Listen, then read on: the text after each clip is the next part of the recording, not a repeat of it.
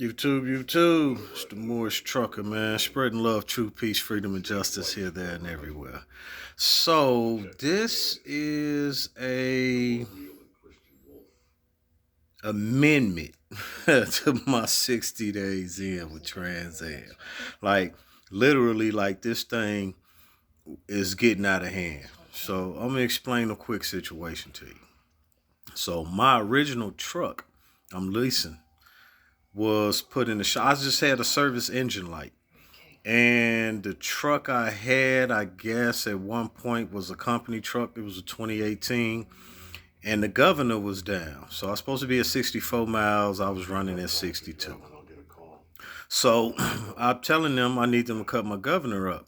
So I go to the yard and I say, hey, my service engine light on. They're like, hey, yeah, we know it's some type of electrical. So some way, somehow, they know when there's a misfunction going on with your vehicle. They don't say nothing. So I take it to the Kenworth shop. They say it's an electrical problem. They got to chase it down. They keep my truck. So last week I'm in a hotel Wednesday, Thursday, Friday, Saturday, Sunday, Monday. I called. Hey man, I need a truck, man. I can't keep sitting in this hotel. They send me to Jacksonville to the Kenworth shop to pick up another truck. It's a 2020, 90,000 miles. Cool. I'm thinking I'm good. I could still smell the newness in the demonstration. As I'm on a load Wednesday, it was Thursday. Thursday, the truck cut off on me in a fuel island. And I did that in my last video, right? They sent a tow truck. They towed the truck. They towed the trailer all the way to Augusta because the Kenworth that was right up the street in South Carolina up there in Columbia, I guess they had issues with and they didn't want no more trucks going there. So they towed me all the way to Augusta, Georgia. So I'm here in Augusta. Okay, I'm thinking they going to fix the problem, get me up out of there. It's Saturday now. Been here since Friday morning. So now I was just in a hotel last week. Spent close to $600 just sitting there. $400 for the hotel, and I spent $100 and something change because I'm grub hubbing. Ain't nothing within walking distance. You draw. So now here I am looking at spending another $200 just on a hotel. Plus I got to eat. Luckily, there is a truck stop about 200 yards up the road. You draw. But it's real small. They got a Subway in there, but they ain't got really no hot foods, nothing. It's a pilot, but it's real small. Like literally, they maybe got enough room for 20 trucks in their lot. But that's beside the point. So today, I'm calling them like, because my check this week was short because last week got cut short. Now, mind you, they got their money for the lease, everything. Left me with about $300. All right, no problem. I'm finna start running again. Win some, you lose some. You draw. Because I'm the type of individual that understands things don't always work in your favor. They just don't, right? So now I'm like, man, now I'm in a hotel again. I call it Kenworth today. They like, man, we may be done Monday. May be done Monday. So I got to spend for the hotel. So I'm out another $200 plus food. So now it's to the point where I'm close to $900 just in hotel and food and ain't making no money. This all my go home money. This the money I'm supposed to be taking my home time with, not spending in a hotel, you draw, out here in La La Land. So I calls Trans Am like, hey man, we need to do something about this hotel, the reimbursements or something because y'all sent me to pick this truck up. And I'm in the truck for 2 days and it break down and come to find out the same issue that it was in the original Kenworth shop is the same issue I'm dealing with. So even as a lease driver, as a company, you should understand that that shouldn't be on me. You draw. You should want to take care of me and take that issue up with the Kenworth shop and see the thing is it's a bunch of money shuffling that don't involve me. These are all warranty problems. So Trans Am is not paying for the truck being in the shop. They could give a shit one way or another. It's under warranty. You draw? But as a lease driver, I'm not making any money Even though lease one is paying the note, I'm still responsible for the insurance, the bobtail. You know what I'm saying? I'm still responsible for shit. Not only that, I'm having to spend money that I normally wouldn't spend. Man, I spend about $40 out here a week, man. I don't spend a lot of money out here on the road. I got a refrigerator. I go to Walmart, spend about 70, $80 with them, and I can eat through the week. Here and there, I treat myself to, a restaurant or something. But outside of that, I'm not buying anything out of the truck stops except fuel. You draw? So I'm very money conscious in that aspect. You draw, so most of my checks after I pay the little bills that I got, at the beginning of the month, there's at least two checks at the end of the month that, the brother man get to keep look at me, man. Looking like I sleep on park benches. Can't even find a barbershop. You draw, like, I got babies at home. You draw, when I come home, I want to go out and have a good time, man. I don't want to go home broke. So now I'm forced to stay out here, but that's beside the point. Trans Am, it has an issue with really solving drivers' problems. Oh, it's not on us to pay for the hotel as a lease driver. That's on you. True. But this is an exception to the rule because y'all sent me to get a truck that breaks down with the exact same issue it was already in the shop for. How do you expect me to eat that? I got to pay for this hotel. So I calls me, and the woman on the phone, I don't know who she is. I don't think I ever even spoke to a weekend dispatch probably. Wow. This. What you mad for? You not out of no motherfucking money. I am. I'm the one spending money. Well, lease drivers are, listen, man. You done said that 100 times, and I'm telling you, this is not a lease driver problem. This is a problem that Kenworth dealt with or whoever y'all dealing with did. There's no way I should have just picked the truck up from the shop and 2 days later, I sat at the yard for 1 day, so I only drove the truck twice. I drove it deadhead to the yard, and then I was on my load and it broke down. So you know what I'm saying? Like, and it's the exact same issue. It would be a totally different conversation for me if it was something else that went wrong with the truck. I still wouldn't like it, but I would understand it a little bit more. You draw these ones, man. It's just ridiculous. I'm spending all this money and I ain't making nothing. How do y'all expect me to continue to want to drive for you? You're no respect. All the money y'all making, y'all mean to tell me y'all can't turn around and reimburse me for this hotel, for this $200 for this hotel? I ain't even asking for the food. You draw? I'm just saying the money I have to spend for a hotel that I shouldn't have had to spend under no circumstances. It's a 2020 truck, 91,000 miles on it. Should be no reason it come out the shop and go right back in the shop unless someone didn't do what they were supposed to do. That's something you would think as a company, they would go investigate, call it, because for me, this is my issue as a lease driver. You keep telling me I'm responsible for all these things, but I have no control. I can't call Kenworth and be like, hey, such and such is what's up with this truck, and we need to come to some kind of understanding about the issues. You draw? That's all handled through you guys. So if I'm a lease driver and I'm actually responsible for all these different things, then I should be able to have a conversation with these ones y'all do business with these Kenworth dealerships. I should be part of that conversation. I should have some say-so as to which Kenworth deal, like roadside assistance decides where it gets towed to. They do. You see what I'm saying? I have no control. So since I have no control, how am I in a position to demonstrate, you know what I'm saying, the consequences of it? Like, you would think that they would be like, okay, yeah, we'll reimburse you for the hotel and we'll get back with Kenworth on why this is an issue. You see? And nobody calls back. They did me like this once before and I let it slide. I'm the type of individual that once something happens, new situations, is Black history for me. I don't continue to dwell on it. When my truck went in the shop and they first told me that I had to pay for the hotel, I had already put money in my savings. And what I didn't want to do was go back into those savings this early in the game. So I'm like, hey, I'm going to need cash advance or something, we work this out later on down the line. Oh, we'll have somebody call you back. Nobody ever called me back. They left me at the Kenworth shop. I literally just took an Uber to the hotel and did that. I was upset about that.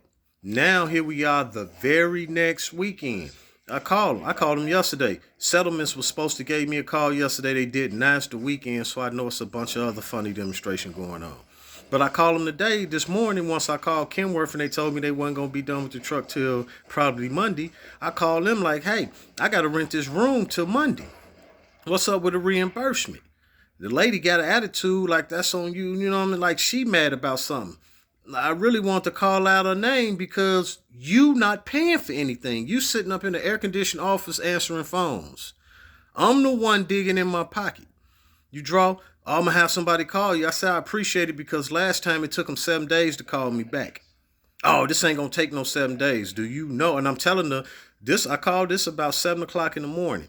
I'm telling her I have to rent the room around 11. So if somebody could give me a call before then to let me know what's going on, I'm running out of money. Period, point blank.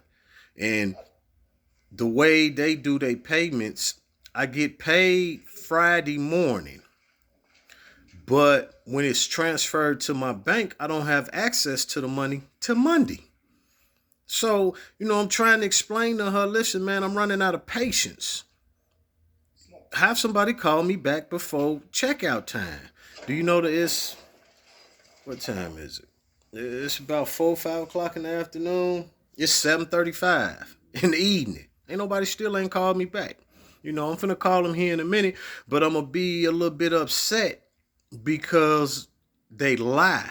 Somebody gonna call you back. Somebody gonna call you back and never call back. And then when you call back with a little heat under your voice, they all of a sudden feel offended.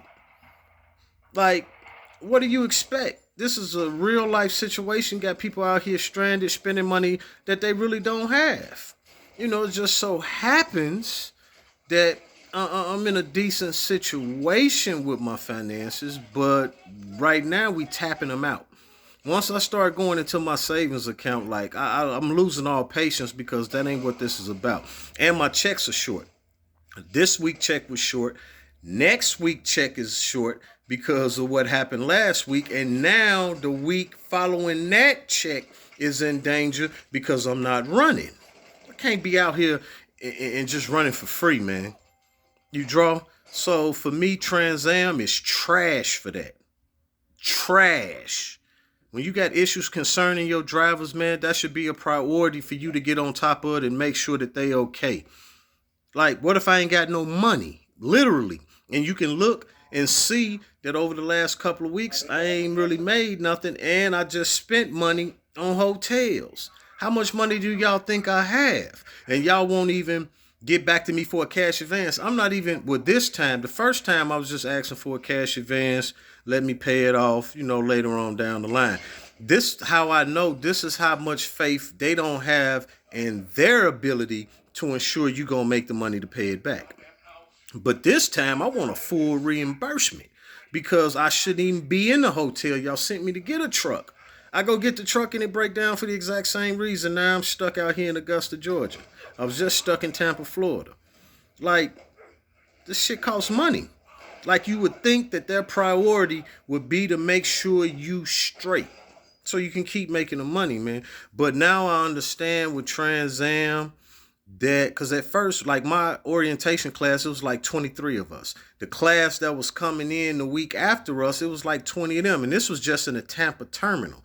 So if you add in Rockwall, Texas, and the Olathe, Kansas terminal, they probably bringing in about 60 men and women a week.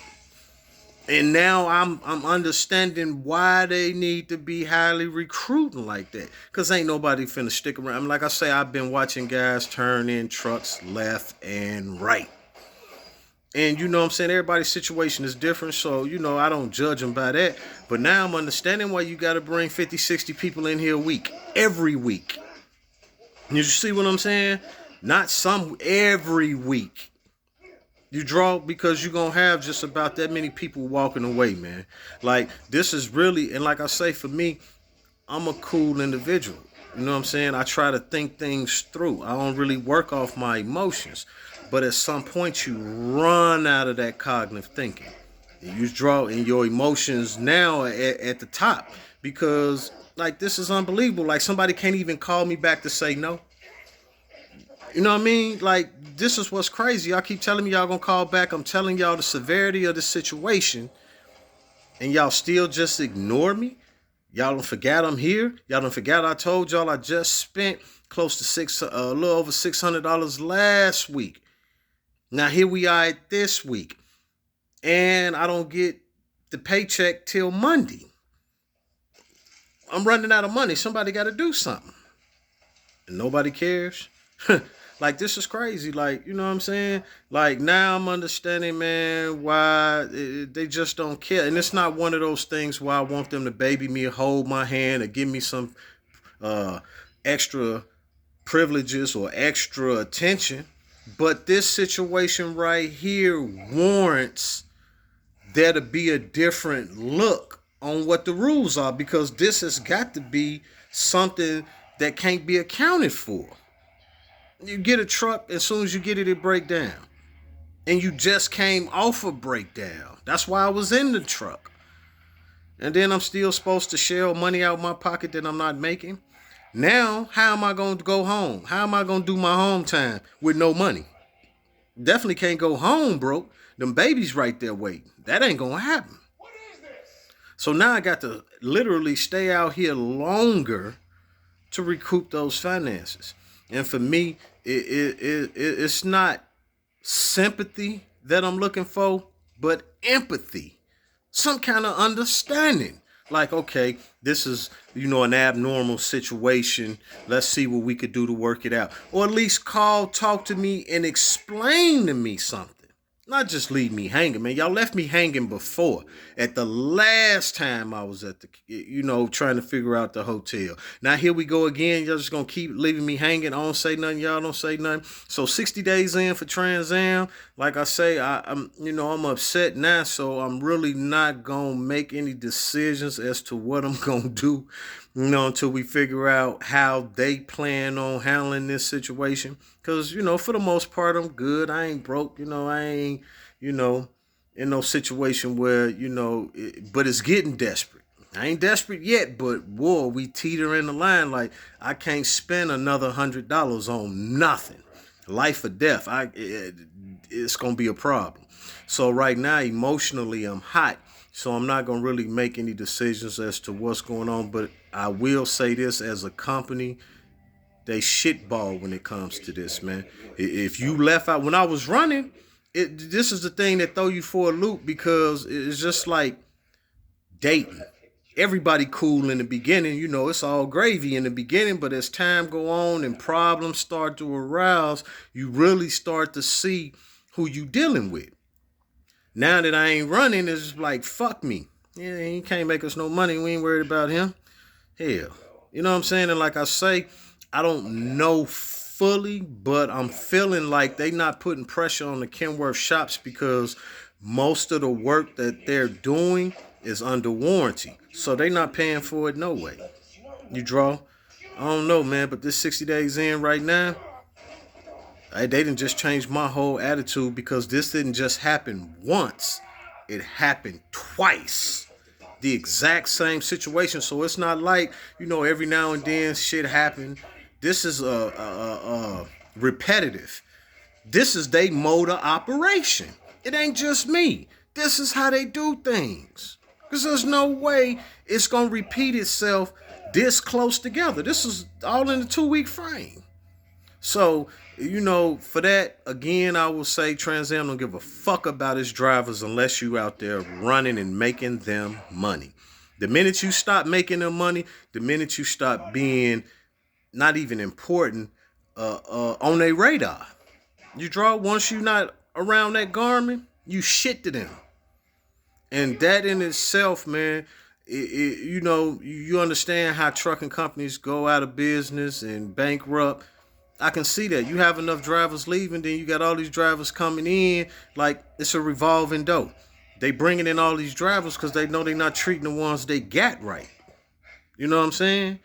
And they making money hand over fist whether you leave or stay.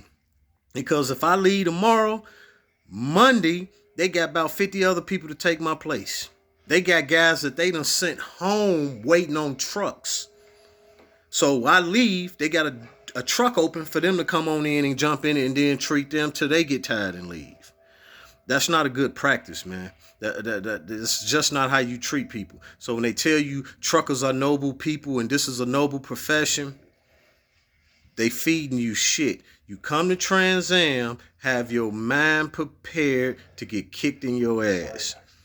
You draw, they only gonna smile at you for so long. Then they gonna start treating you like a stepchild. Peace.